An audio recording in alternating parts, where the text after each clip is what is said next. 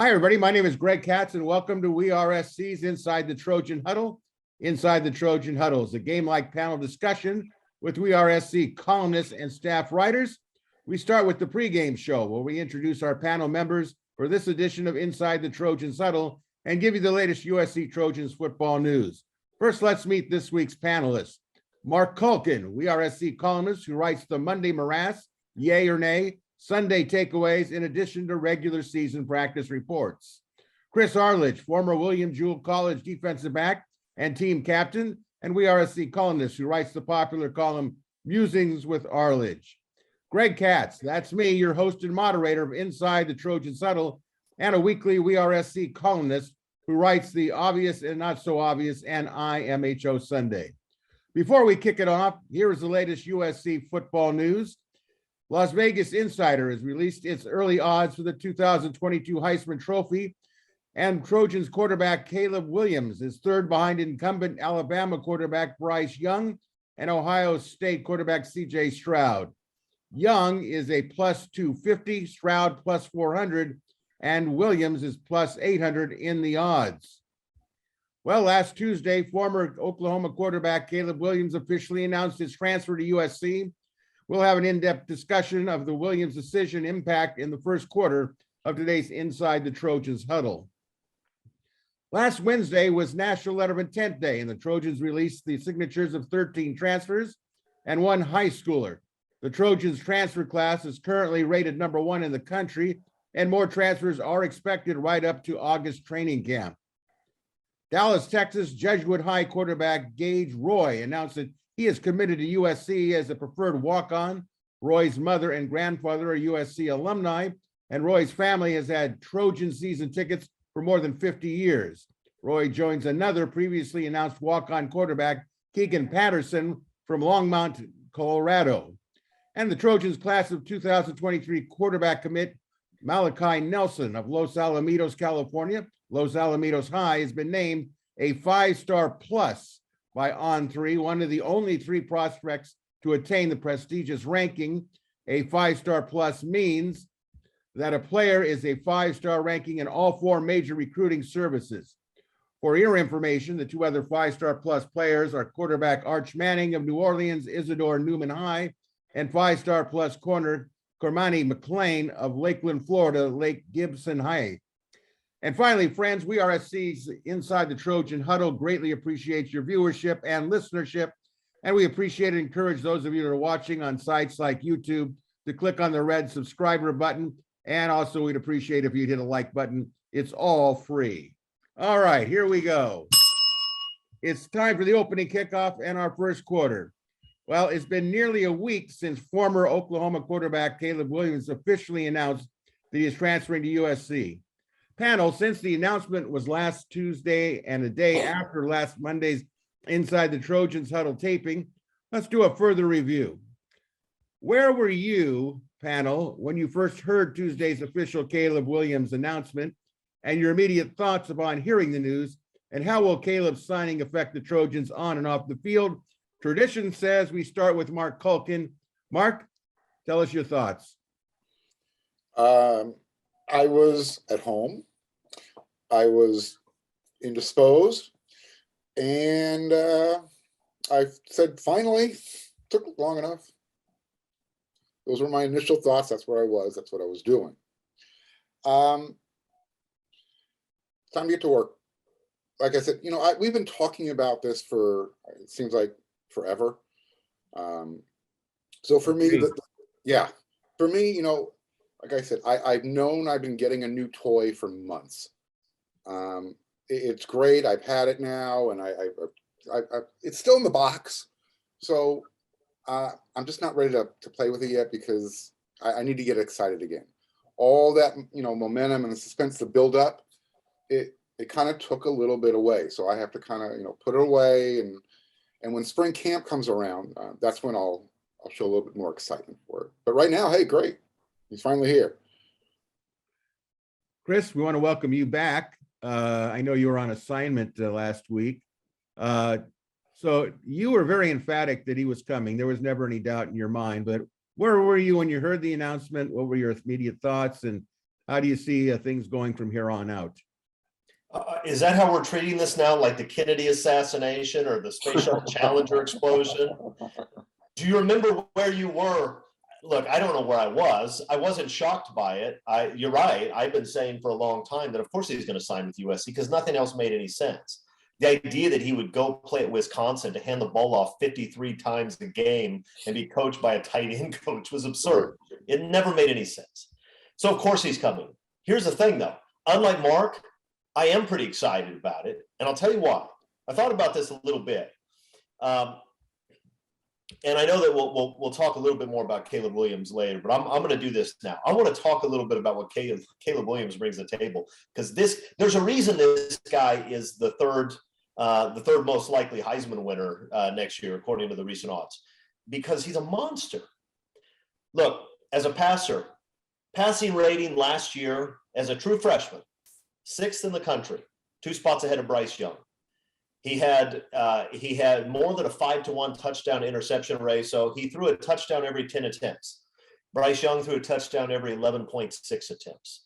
Yards per attempt, he was 9th in the country at 9.1, including, again, being 5 spots ahead of Bryce Young. In QBR, the advanced metrics, number 1 quarterback in the country, CJ Stroud, number 2, Bryce Young, number 4, Caleb Williams. This is as a true freshman. This is a guy who came in despite the fact that there was a Heisman Trophy candidate at that position and walked in and beat him out. And then put up numbers that are better than any season Matt Leinart had and better than Carson Palmer's senior season as a passer. That's as a passer. Guys, as a rusher, Caleb Williams played in 9 games. He appeared for a minute or 2 in the others. He played in 9 games. In 6 of those games, he had a rush of at least 40 yards. Here's a long rush for Caleb Williams in the 9 games he played. 59 yards, 66, 41, 40, 6, 19, 74, 56, and 10. You're talking about a guy who can throw the ball exceptionally well and can go 80 yards just about any time. Not only that, did you see this ridiculous play when OU was being threatened by KU and it's 4th down and the Sooners need to pick up a 1st down in order to run out the clock and win the game? And the running back gets stuffed. And he's actually wrapped up about 2 yards behind the line of scrimmage. Caleb Williams runs up, grabs the ball out of his hands, and runs for a 1st down. Look, I'm not saying the kid will always be great. He's going to have bad games. He's going to make bad decisions. He's going to throw bad passes. He's human, but he's only barely human. I mean, this is a big, big deal. This guy's an extraordinary player. He did that as a true freshman. What do you think he's going to do over the next 2 years? Am I excited? Yes. Should Mark Culkin be excited? Yes, he should be. Should Greg Katz stop whining about the fact that it took him a few weeks longer to commit than Greg Katz wanted? Yes, he should. This is fantastic, guys. I'm thrilled he's here. I can't wait to watch him. You mean, Chris, I didn't invite you to my crow eating party? I missed it. To serve you some Haagen-Dazs ice cream as I was gulping it down. Anybody could have sat there and said he's coming to SC, but the man that I am, I stood up for what I was seeing. And at the time, given the evidence that I saw, I said, not likely. You had the courage to be wrong, Greg, and I appreciate that. You know what? And coming from you, Chris, if it had come from Culkin, I might not have taken it so seriously. But this really, I will sleep better tonight knowing you feel that way. I just have to throw that in there. So thank you very much. Mark, you wanted to add something? I was just going to say, Chris is a damn good of attorney because he makes a very convincing argument whenever he has the microphone.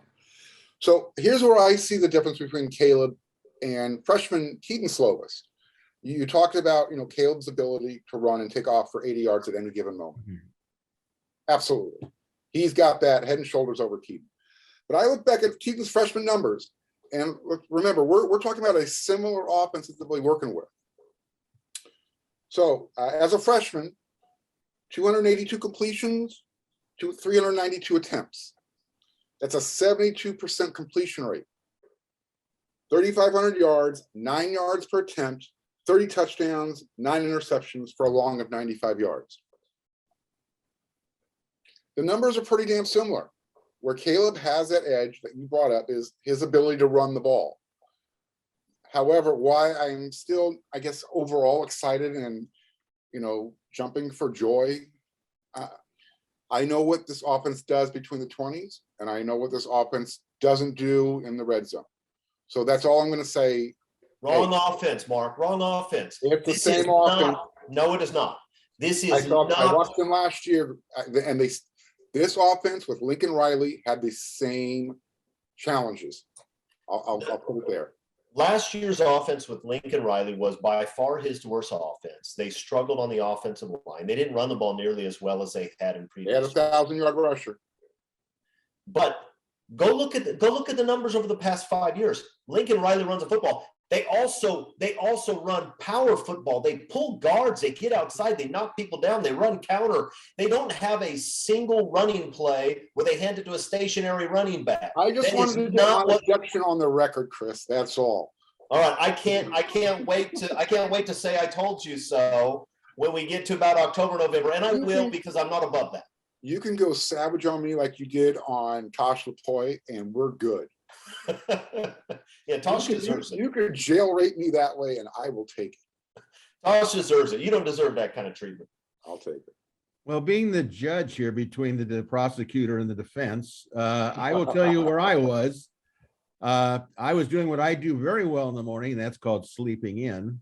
So I had my phone turned off, and I said, well, if he's going to make an announcement, it's going to be Wednesday at the signing deal, and they'll release it, and everybody go, oh my goodness, look at that. So when I got up around 11 o'clock Pacific Coast time, which is my normal, of course, I go to bed at 3:30. I turned on my phone and the thing went berserk. I think I must have had 10 calls and the constant binging of messages. And all of a sudden, I tell you, I'm not the type of person that can wake up in a hurry. It takes me an hour and a half to get things flowing. And all of a sudden, Mark is pointing to himself, for those of you that are listening to the podcast. I have to say that it was a relief. I'm certainly glad I was wrong. I still think that I would like to know the true story of how it all came down to the last day and when he registered, just for my own peace of mind. I guess we're not going to get that, at least in the immediate. But I will tell you this. I think it's fantastic that he's with the Trojans. I guess there's a little bit of me that's always a pessimist, and I just didn't want to be so super disappointed that you're kind of led right up to the girl saying, yeah, I'll go out with you.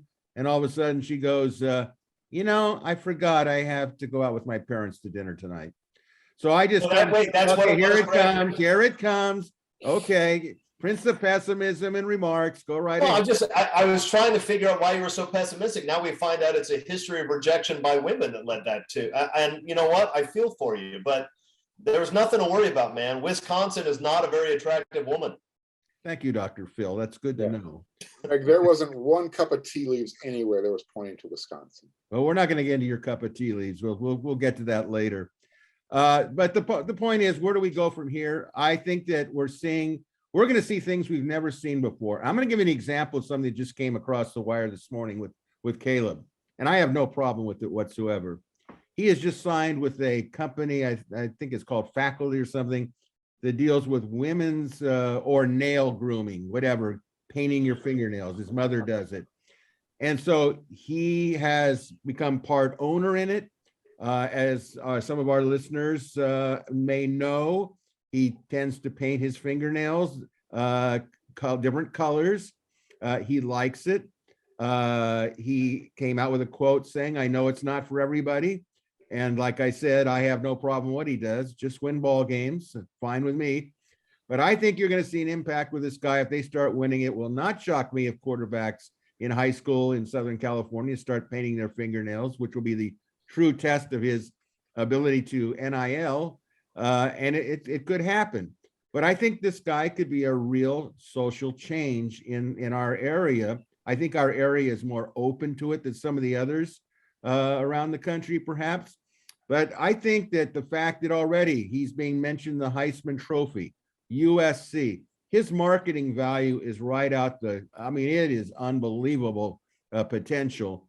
Of course, already we know that he's got autographed footballs and helmets already in the bookstore, signed by him with his number 13. I sure would like to know how Michael Jackson, the third, the wide receiver, whether he's already given up number 13. Mark, you may have a better idea of this because I know you're tapped into that world. Oh no, it's just funny you brought that up because of Eric and I, I joked with Eric at the assistant coaches meet and greet last Thursday. I said, how much did this cost Caleb for Michael to give up his jersey number? And we were kind of facetiously joking around, what he would have to give him. So, well, one would have to think that if you're already putting number 13 on helmets and charging $400 or whatever, you must have a pretty good idea that you're going to be number. And I'll tell you, if I'm Michael Jackson, the third, I'm going to myself, well, he is the quarterback. He does throw passes. I don't want to do anything to annoy him. So you know what? I'm going to get a lot of brownie points in saying, hey, you got my jersey number, no problem. So I think it's all good. I think we've kind of much got around to this. It's going to be very exciting. It certainly is something that we wish we would have been able to comment last week, but we taped the day before, and that's kind of how things sometimes shake out. Hey, Greg. Yes, sir. Greg, if USC runs the ball for at least 200 yards per game, yes, and Colkin has to eat crow, I think he should have to buy nail polish from Caleb Williams' company and wear it on the next show. See, I don't Chris, think that's a dare. Chris, you think that's a dare? That's like just another day in my life. So you're going to need to get a little bit more creative. Well, I mean, show us your nails now. Oh, right now they're clean. Right now they're clean. That's fine. Okay, he doesn't want to do it. Right? We're going to move on to the second quarter, but one of the things I wrote for Sunday, I wrote, knowing that Caleb does this, he really upset the Texas Longhorns because he painted his fingernails burnt orange, and then he had a couple of other letters that were not so, should we say, receptive to the Longhorns defense. But now what happens when SC plays UCLA? Is he going to paint his fingernails powder blue? If he plays Notre Dame, is it going to be navy blue, or is it going to be green, an Irish green? This is something that could become actually a big ritual.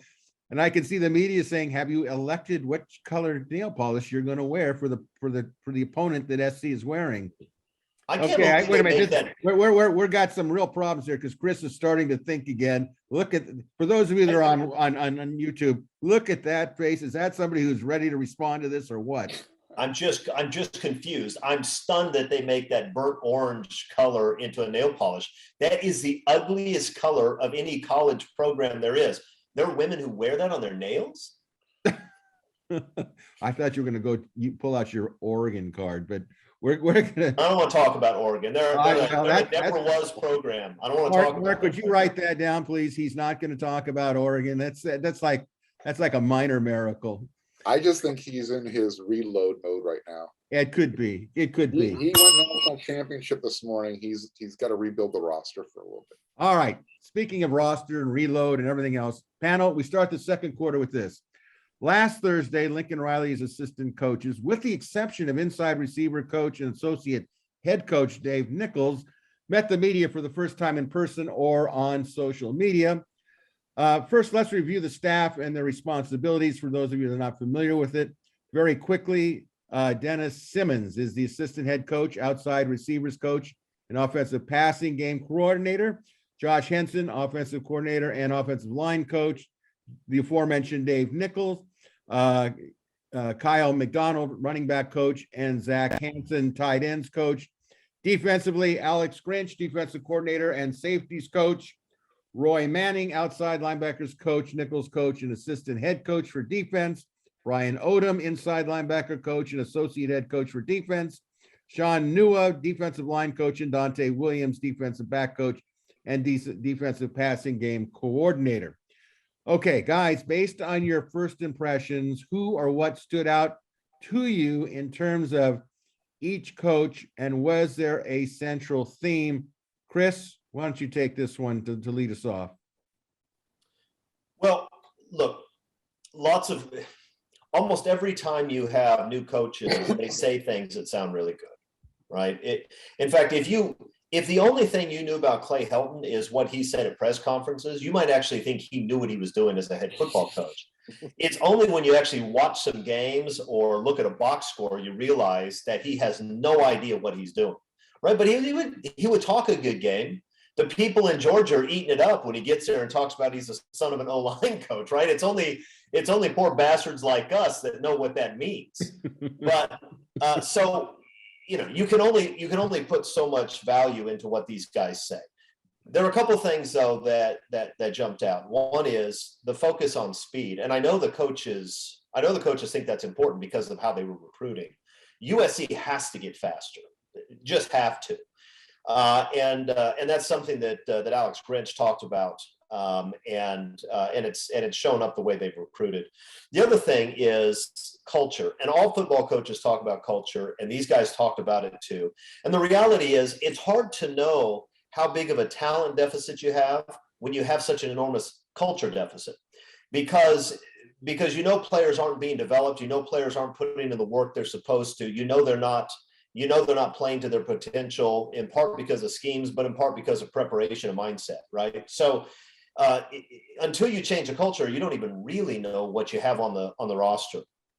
And I know, Nua had a comment about it's culture over everything, culture of discipline, culture of positive chemistry. Everybody bought in a long paragraph where he was talking about this, and it came up with a few other coaches as well. USC will only be as good as their culture takes them, and I think the coaching staff knows that. But every coaching staff knows that. The question is whether you can actually develop it, and that's what we're going to find out. Mark, you were in the room for the introduction of the coaches. What was your impressions? What stood out to you?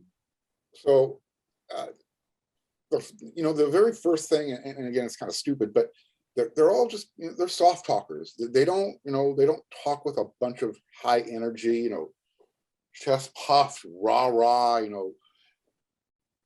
on three type of guys. But they convey their message very forcefully at the same time.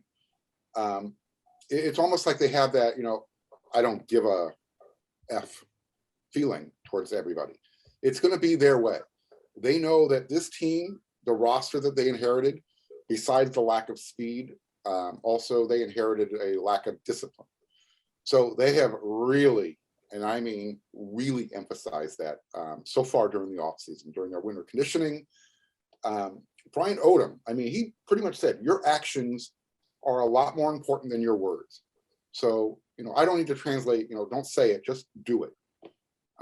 And by the time spring ball's over, we'll know who's able to make the adjustment to the new culture that Chris was talking about, and who is more from, hey, this isn't going to be for me because we're going to be working a lot harder than I've probably been used to working.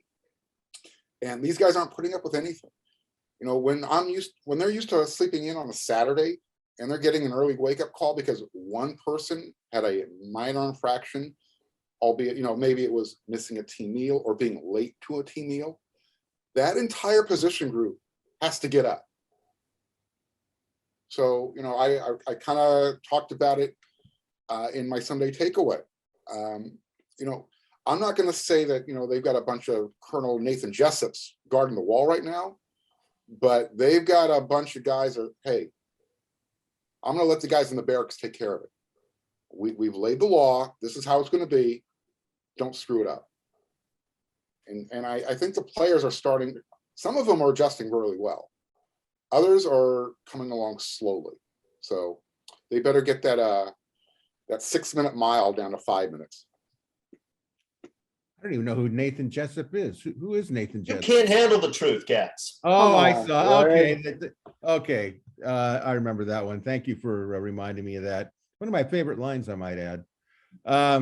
Okay. My view of it was simply that I liked, they were like adults in the room. I never felt that there was a total group. That's what we saw with he whose name shall not be named at this point. I thought that the idea of pounding culture was very important to me because I think it was I think it was far worse than what most people knew under Clay Helton.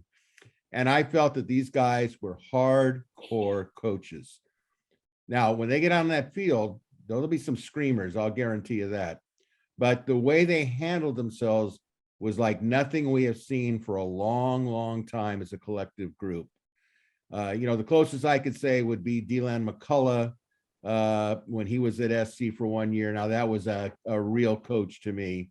And of course, Deland, for those of you who don't know, has now signed with Notre Dame to be their running backs coach. He turned down the New York Giants. So I felt good about that. I don't know what's going on with Nichols, the inside receiver coach. I mean, he wasn't there, even though Hansen wasn't there, the offensive line coach. He was zoomed in. So I don't know what's going on with that, because it seems unusual that you'd have one coach who couldn't make his appearance one way or the other to everybody else. So I've got good vibes from it. I felt good. I can't wait to see him on the practice field. So we'll go on from there. Halftime, big question. Fill in the blank, guys. Caleb Williams could be the biggest impact transfer into USC since who, Chris? Well, potentially since OJ. I mean, if he's as good as I think he's going to be, and if the program turns around in the next couple of years so that by his third and final season in college, USC is in the college football playoff, then I think he's the biggest transfer since OJ.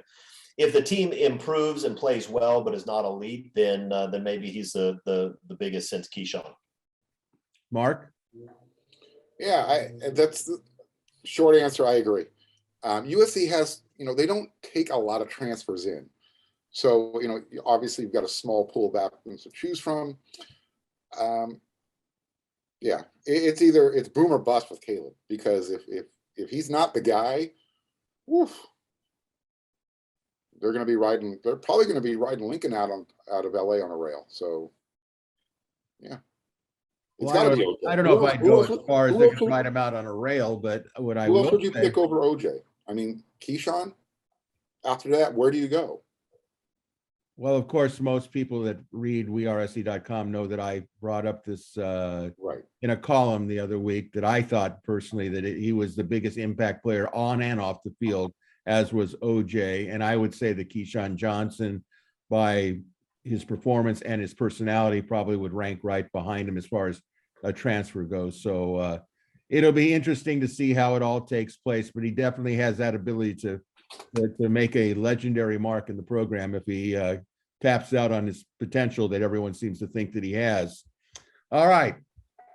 Now, before we begin the second half, reminder that those of you that are watching or listening to WeAreSC.com's Inside the Trojans Huddle, this week's panelists, Mark Culkin, Chris Arledge, and I'm Greg Katz. We encourage you to check out WeAreSC.com, part of the On3 network, and become a subscriber. Best coverage of USC football and Trojans athletics. And as a bonus for the curious, there is currently a WeAreSC 7-day free trial to view our exclusive On3 Plus content, which includes analysis, breaking stories, and data for USC football, basketball, and the balance of USC athletics. Third quarter, letter of intent day. Panel, we begin the second half kickoff in third quarter with this topic. Last Wednesday was letter of intent day. Your overall assessment of the class of 2022, or do we have to wait until the start of training camp in August to make a final assessment? Mark Culkin. So, I'm not the biggest recruiting, star rankings honk. I give them a little bit of credibility only because, there's people who are evaluating these guys. But let me just give you an example. For On3's class of 2023, they literally right now have USC as the #1 class in the country. They've got 3 recruits. Georgia has 9. So this is how, when you look at these things, you kind of have to take all that into a bowl and mix it all together and figure out if you want to believe in the recruiting rankings. With that said, USC's high school class in 2022, really small in numbers. The majority of their roster, or their recruiting class, I guess, is built around the transfer portal. And they've done incredibly well there. So, this is kind of one of those classes where I'm not sure how you rank them, because it's more experience. It's literally a free agent signing class more than a high school recruiting class. They got some high-end quality guys. I mean, the Damani Jacksons, the Rayleigh Browns, but where they really fill their needs are going to be with the immediate impact guys in the portal. So I'm going to rate it high, but probably just because they did what they had to do. As far as the recruiting class, I don't know. For me, I don't like to talk about them until a year or two down the line to see how they're contributing to the team. Other than that, they're just stars. All righty, Chris, your viewpoint? I think Lincoln Riley did about as well as he could have under the circumstances. The program was such a disaster that the majority of the elite prospects weren't interested, and you don't have time to fix that.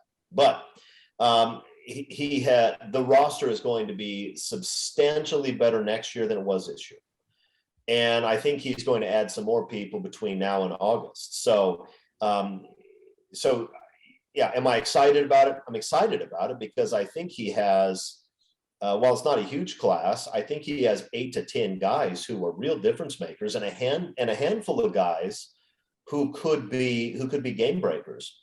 And other than Drake London, it feels like it's been a long time since USC had much in the way of game breakers on the field. And we've had some wideouts.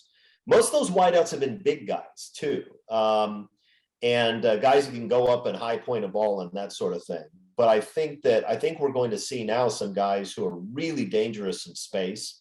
And I'm excited about that. I think we're going to see much improved secondary play. I don't know whether that's going to be at the beginning of the season or towards the end, but I think he's done a nice job. I think it's going to continue to get better.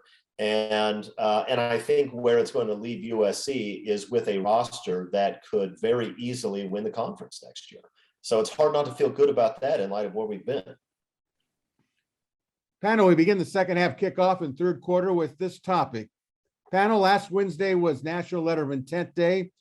Your overall assessment of the class of 2022, or do we wait until the start of training camp in August to make a final assessment? Mark, your thoughts on that? So again, I'm just going to be real brief with my answer on the recruiting class.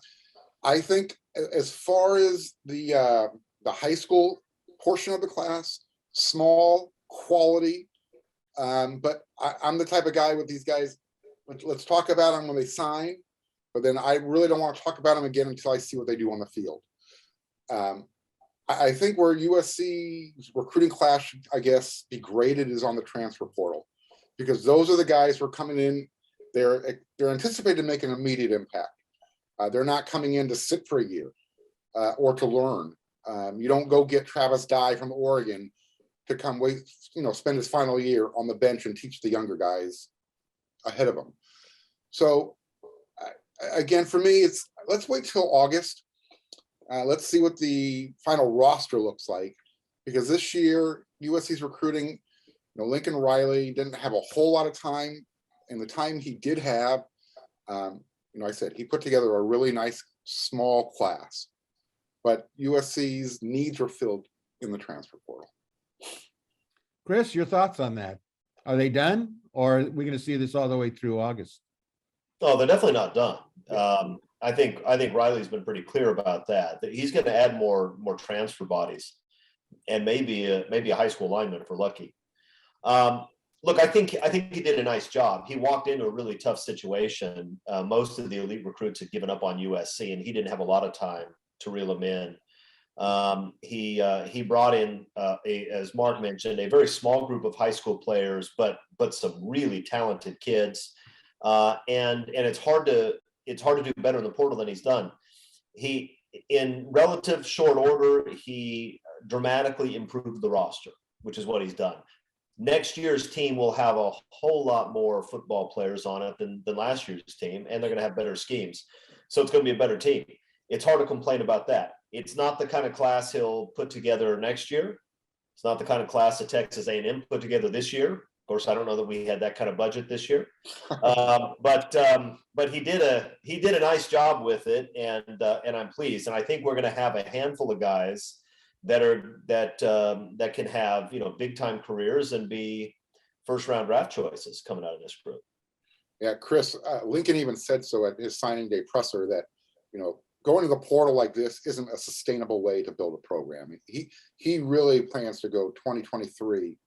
He'd love to have the entire class be all high school. Yeah. Whether that's conceivable or not, that's beside the point. Bill Snyder used to do this at K-State all the time, right? I mean, the bulk of his roster was junior college transfers, and but that's a hard way to make a living, and unlike Snyder, Lincoln Riley's not going to have to do that over the long term. But yeah, good class, much better roster than last year, and I think we're going to see another handful of additions that are going to help. So I'm pleased. Well, I'm looking forward to after spring practice across the country, because I think SC is going to have a real shot at some really good, decent ball players, especially when I look at the defensive front seven, just who they can fill in. They can be competitive. So I don't think that the class is done by any means at this point in time. I'm encouraged by almost the excitement of a second or third signing period to see what they have. And I know defensively, it's a lot easier to stick in defensive players that are transfers late in the game or into August training camp than it is with offensive. So I'm not worried about the offensive side at all. I do hope that they get an extra lineman, a couple of linebackers maybe, but I think it could be, in the end, it could be a very fascinating situation. And let's not discount the fact that after SC has spring practice, that they could lose some players too along the line. So we don't know exactly what the major ins and outs, so to speak, are going to be, but it should be fascinating. All right, it's time to go to the fourth quarter, and is the tradition here. And again, I'm sure out will come the Starkey remarks. Where is it? There it is. Well, we're having problems maybe with my. Okay, where are we? We're having technical difficulties with the torch, Greg. Yeah, well, you know what? It is technical because the background I'm using here, I had used for a previous thing. And so I think anything that's white is not showing up. So you're going to have to use your imagination, but the candle is lit. And you're showing up and you're pretty white.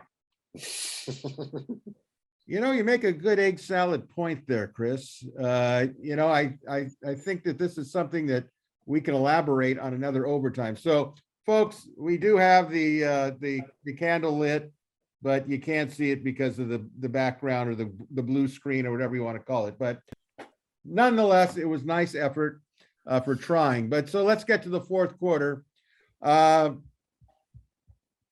we've done for the fourth quarter this time, which I think will be advantageous. We did get a lot of viewer questions, so I decided to go from the overtime with viewer questions to the fourth quarter. So we're going to start off with viewer questions. And I want to just make sure that for those of you that would like to submit a question to our illustrious panel of experts here, you can do that by going to the WeAreSC.com message boards, either the Gary P. or the WeAreSC members message boards. From there, you'll see the topic thread near the top of either message board regarding questions of Inside the Huddle. So now, okay, guys, are you ready to tell it like it is? Let's start off with question number 1 from Eliminator 207 in Valencia, California. Greg and other panelists, I don't get the hype that has been generated about Caleb Williams committing to the Trojans. I realize he's a very talented quarterback, but 24/7 ranked him 16th of the top 25 quarterbacks in 2021. That does not qualify for the comparison to a messiah. Are you putting too much pressure on the young man to carry this team that will be fielding many players who haven't played together before this coming year under new coaches and a new playbook? Chris, let's let you start off here and address this question from Eliminator 207 from Valencia, California. Well, I don't think Caleb Williams is the messiah, so we can put that to bed. Is he getting too much hype? I don't know. I just hyped him a few minutes ago, and the reason I hyped him is because he's extraordinarily talented. There's a reason why he's the number 3 guy on the Heisman odds list right now, And I have no idea what some writer from 247 knows or doesn't know. I did look at the article just out of curiosity and noticed that that he had Caleb Williams ranked ahead of two guys who are going to go in the first round of this NFL draft as quarterback. So, look, Caleb Williams is really good. He is really good. And he's going to make a lot of plays, and he's going to put a lot of butts in the seats, and he's going to be fun to watch. So, no, it's not too much hype. The kid's extraordinary. Mark, your thoughts? Yeah, you don't come to USC to be the quarterback without high expectations. I mean, that's the nature of the beast. It comes with the territory. Whether you're, one of those studs out of high school, or whether you're, the Messiah Caleb Williams coming over from Norman, Oklahoma.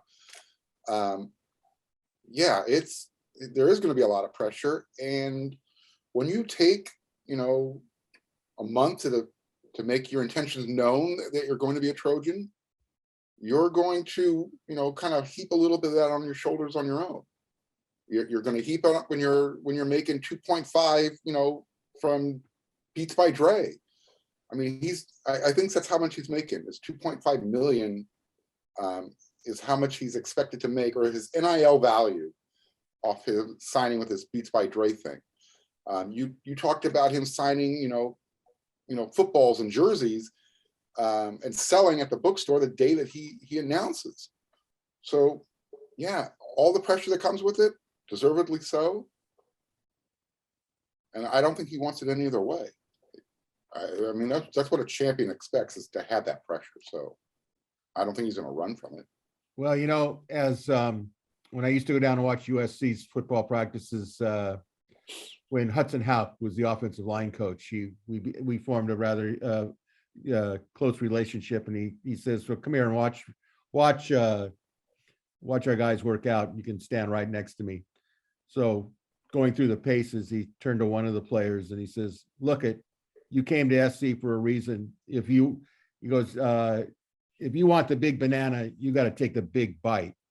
And I think that's exactly what Caleb Williams is doing. I wrote a column on Sunday for the IMHO Sunday where I said all the things that were expected of him: winning championships, making a change in the culture. I mean, but first of all, LA is not Norman, Oklahoma. It's not Washington, D.C. It is LA. This is what he wanted. Okay.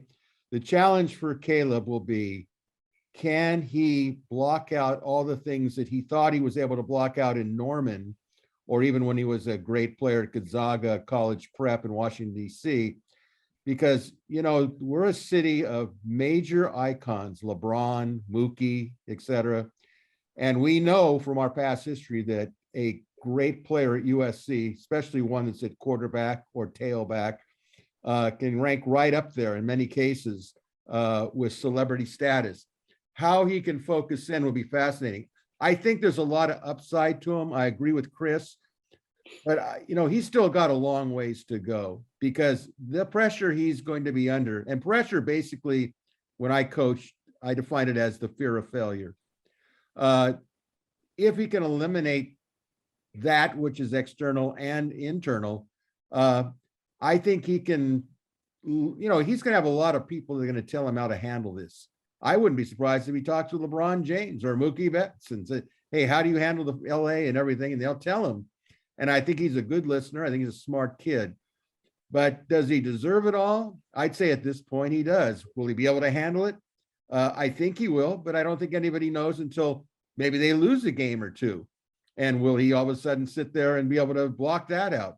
So it'll be fascinating. And I think that's a very good question, actually, by Eliminator 207. Let's go on to the second question from Jay for USC 75 from Charlottesville, Virginia. Huddle team, if the Trojans, who are coming back from the 2021 season, who will break out and surprise us, being helped by a new coaching staff? And by the way, Bobby Haskins will be a great addition, having watched UVA football the past 2 years. He came as a tight end and was converted to offensive lineman, made a nice transition, did a great job protecting the quarterback, and more than adequate blocker.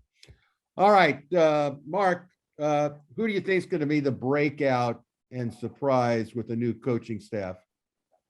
I'm sorry, I didn't get that question on my list. So start Okay, with you want me Chris. to go with Chris and you think it Yeah. over a second? No problem. All right, Chris. Somebody's I'll tell you first. who I think needs to be the breakout player, and that's Corey Foreman. You're talking about a guy who got extraordinary hype in high school. He's supposed to be a future first-round NFL pick. He dominated. He was supposed to be big, fast, and frankly, we didn't see any of that last year.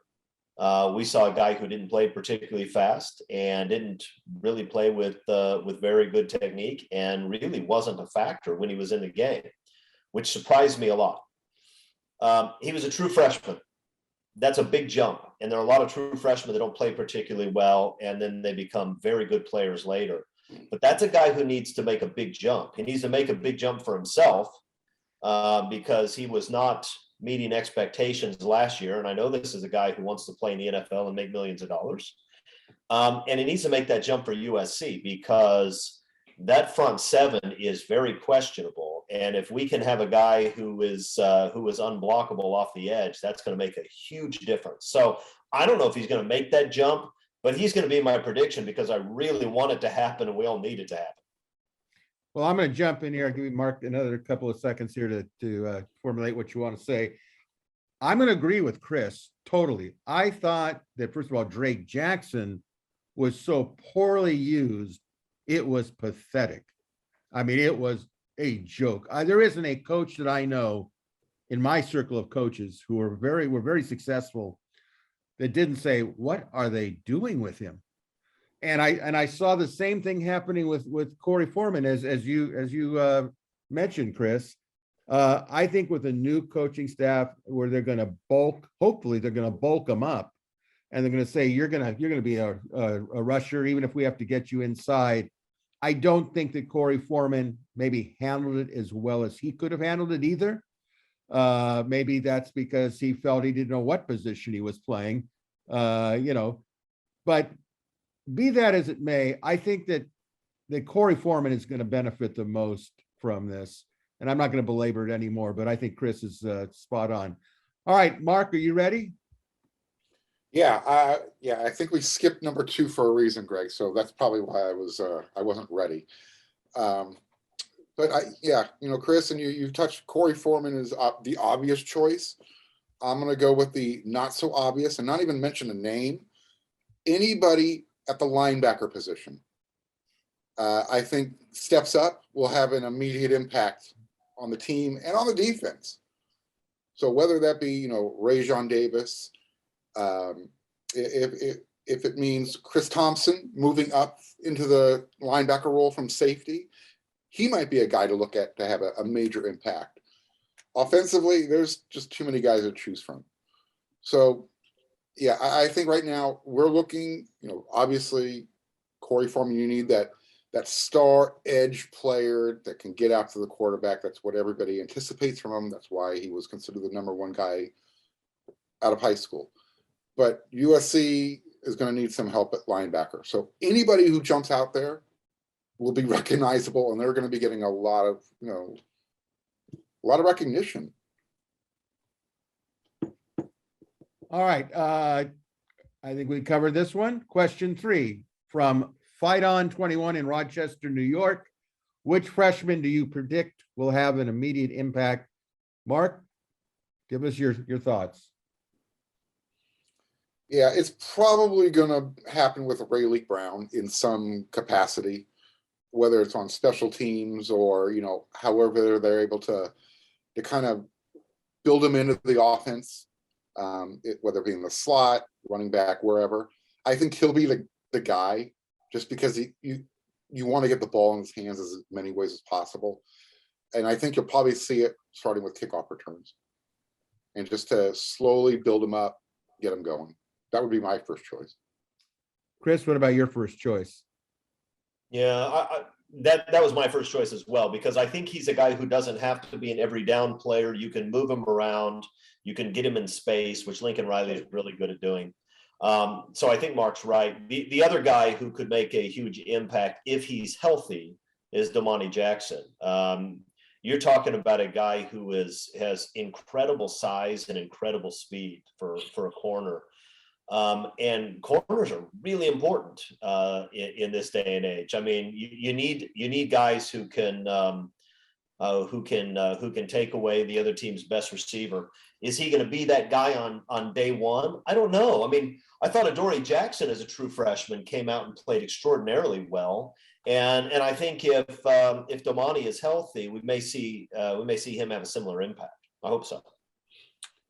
Well, I think that had he been healthy, I think it would have been Damani Jackson, in my opinion, because of his traits that have already been mentioned. I don't think. First, I thought, well, okay, Rayleigh Brown, he certainly could be out there in the slot. He can be in a lot of places. But then, as the Trojans got Travis Dye, I said, well, that guy's going to get a majority of the carries. If not, it's going to be the Stanford transfer. So that maybe restricts him a little bit. But a healthy Damani, I think he would have been the one I would have looked at. But I think Rayleigh will get in the mix somehow. I think he has to. He's too dangerous. I think with Rayleigh are they going to use him more as a receiver than as an actual running back? I think he's perfect for a fly sweep. So it will be interesting to watch those transitions. All right, question 4 from HUD in HUD HSD. I guess he's from San Diego. Which area, guys, of the offense's effectiveness and which area of the defensive effectiveness do you see improving the most in 2022? Chris. I think what's going to be most exciting offensively is we're going to see an offense that is far less predictable. It seems like over the last couple of years, even when USC had good offensive performances, it was because they were throwing the ball to Drake London or to one of their other big receivers in prior years, and they didn't really have much to offer. When you watch Lincoln Riley's offense, you realize that this is a guy who knows how to attack secondaries. He knows how to attack linebackers. He knows how to put people in a position where they have two choices and both are bad. He knows how to get people in space. So we're going to see an offense that is far less predictable. And because of that, we're going to see an offense that's far more explosive. Defensively, look, every level of the defense last year was horrific, right? Every level. It was horrible, always, everywhere. So I think the secondary is going to be significantly better. I don't know about the linebackers yet. I think that the two SEC transfers probably help us. I really hope that Rajon Davis or Julian Simons can step up, but I'm a little less certain about that. And what we really need is a defensive line performance that's dramatically different than last year. If Corey Foreman can play the way we expected him to play, if Tooley stays healthy, maybe the kid from TCU, maybe there's another transfer that comes in, then that group can be good. But that's still a big question mark also. So I'm going to say the secondary is going to be much better. But really, we need all three levels to be dramatically better. Otherwise USC is going to have to win 52-48 every week. Mark? Yeah, I think you called out my name. So, on offense, Chris touched on it. Last year it was Drake London. And then when he went down, it was, trying to figure out what the offense was. So when Dennis Simmons was asked, how do you replace that kind of production? He's like, we don't replace Drake London. The right answer is you're looking for a collective effort to get that kind of production from everybody. So I think that's what you're going to get from the receiving group. Where you're going to see the biggest improvement on offense is from the running back group. I mean, they're going to, actually have a run game plan and they're going to use it. Lincoln Riley has always had a 1,000-yard rusher since he's been a head coach at Oklahoma.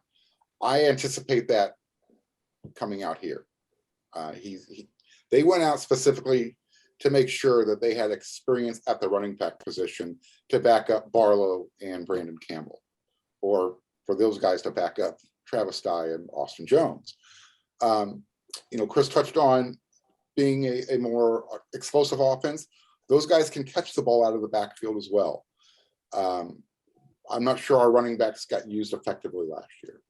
So, I think that's going to be the difference. On defense, man, we've talked about it.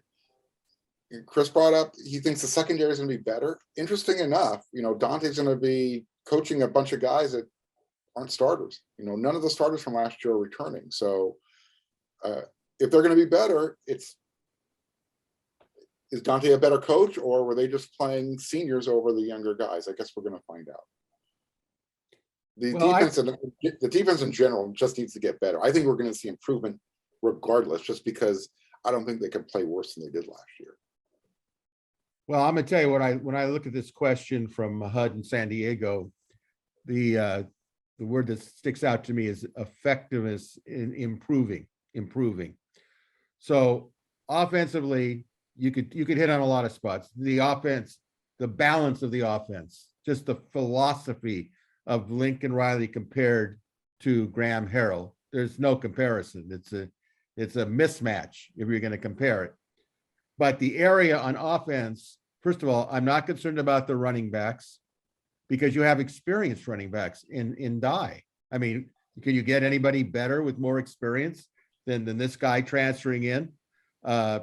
Caleb Williams. Okay, who's going to be? He's got a year under his belt basically, so he's not inexperienced per se. But the one area on offense that I see improving the most will be the offensive line. I think the offensive line has been like blocking in a phone booth. I've said this before. I'll say it again because of the question. We're going to have backside guards and tackles pulling. That will be the idea of it. Even a center pulling. They will be so unrestricted and they're going to be excited. They're not going to just sit there and be bull rushed punching bags all the time. So I think just from an emotional excitement level, I think Hanson's a wonderful coach. So that's where I see on offense the big change, and I think we're going to see that. I think they have enough experienced running backs, to do what they need to do. My question here is on defense. I think the secondary will be better because I think they've brought in some transfers with some experience. So I think that's a good sign. All right, question 5 from Trojan fan in Alabama. I did keep him in there for you, Mark, because I knew you would appreciate it. What would you guys consider reachable for the 2022 season for SC? I think a 10-2 regular season, a Pac-12 championship, and a Rose Bowl victory with a top 5 recruiting class for the class of 23. Mark, would you address this, please? Do you think those are all attainable goals? I think they're attainable goals, and I'll try and keep my answer brief with under 9 minutes here. I think a 10-win regular season is definitely attainable, just because the schedule sets up well enough. I think they've balanced the roster with the needs.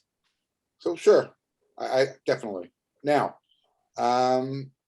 top 5 recruiting class. They're well on the way to that. I mentioned that earlier. They're already number 1. And they only have 3 recruits. So the more numbers they add, and as long as it's the quality, sure. Yeah, they're all attainable goals. Don, you're a smart guy. Chris, are they all attainable? Yeah, no question. In fact, if USC doesn't win, put aside the regular season, if USC doesn't win 10 games, including a bowl game, I think it's a disappointment. Agreed. The schedule's soft. Who's on the schedule that's going to have better players than USC? Utah? Maybe. That's a tough place to play. That game's on the road. Utah gets the most of their talent. That's a tough game. The Irish at home are a tough game, but there's a big difference between playing Notre Dame at their place and playing at the Coliseum the last game of the year. Even good Notre Dame teams struggle at the Coliseum against poor Notre Dame, even against poor USC teams. That's a close game no matter what. So look, I mean, there's a lot of winnable games on that schedule, and USC's roster is going to be better. And let's not forget, last year it was a perfect storm last year of a program that was down in terms of talent, horrific in terms of coaching, down in terms of attitude, and you had a large number of players and coaches, I think, that quit. That's the only way you get to 4-8. That was a 7-5, 8-4 team last year. If you don't have this perfect storm, we're talking about with the additions we have and a much better coaching staff, seeing if this team can get to 10-2. I think they can, and I think they will, frankly. Top 5 recruiting class, I'd be shocked if USC didn't do that. In fact, the only way that's not going to happen is if this squad falls on their face this year and a little bit of luster comes off of Lincoln Riley. I don't think that's going to happen. So yeah, attainable goals. All right. Well, I'm not going to try to advance on what you two have said because I agree with everything. Yes, they can go 10-2. Yes, they can win the championship. How beautiful would it be if they actually win at Utah and have to play Oregon for a championship?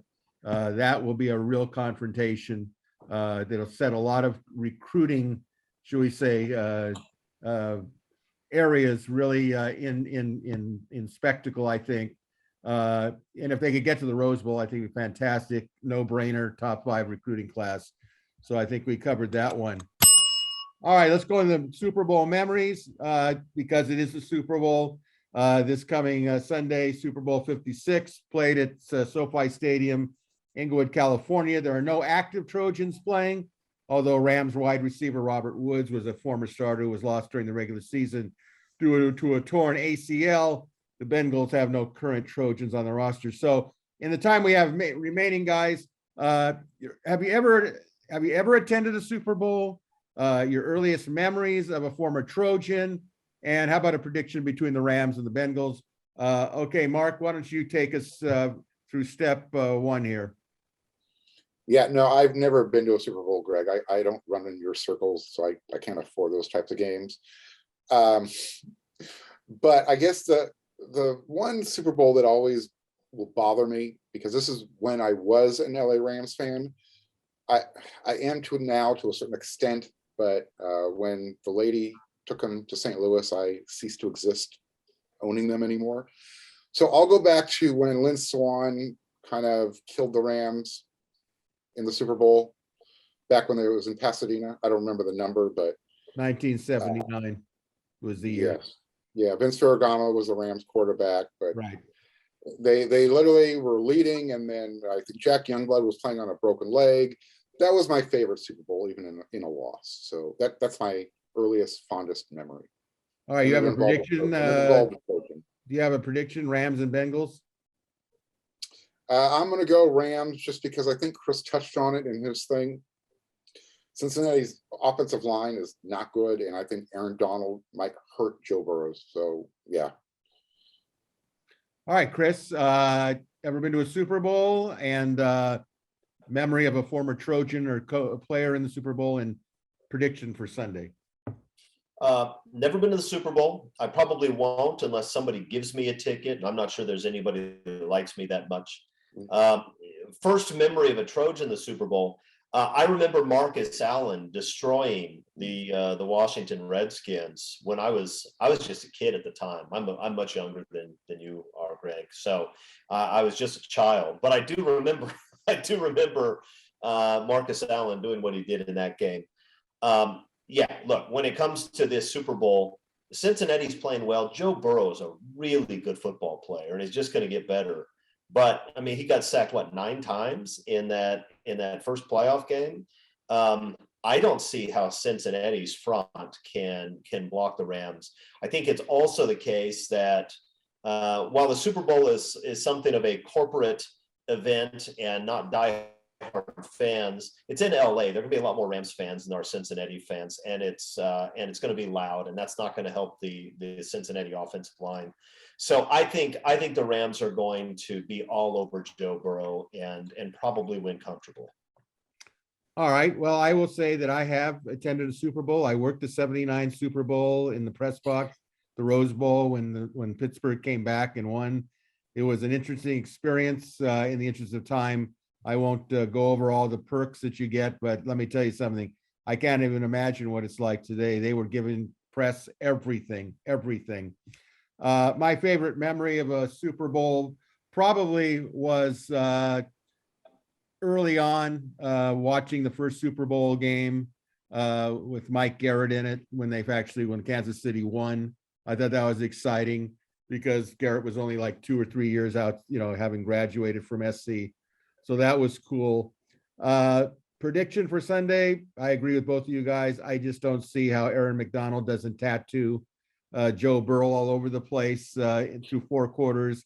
And, defense wins championships. And I'm going to take the Rams. I think the Rams, once they get rolling against Cincinnati, they just have better players. I just think they have on both sides of the line of scrimmage, they're a complete team. And I think the Rams will win by 10 or more. That's just my opinion. So with that in mind, guys, it's time to wrap it up for this edition of Inside the Trojans Huddle. A big thank you to this week's panel of Mark Culkin and Chris Arledge. And a big thank you to all of you for watching or listening to Inside the Trojans Huddle. So until next Tuesday, fight on, everybody.